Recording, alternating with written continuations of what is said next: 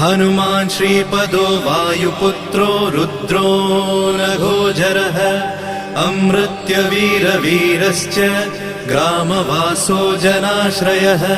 धनदो निर्गुणः शूरो वीरो निधिपतिर्मुनिः पिङ्गाक्षो वरदो वाग्मी सीता शोकविनाशकः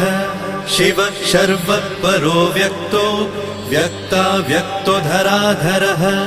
पिङ्गकेशः पिङ्गरोमा श्रुतिगम्यः सनातनः अनादिर्भगवान् देवो विश्वहेतुर्जनाश्रयः आरोग्यकर्ता विश्वेशो विश्वनाथो हरीश्वरः भर्गो रामो रामभक्तः कल्याणप्रकृतिस्थिरः विश्वम्भरो विश्वमूर्तिर्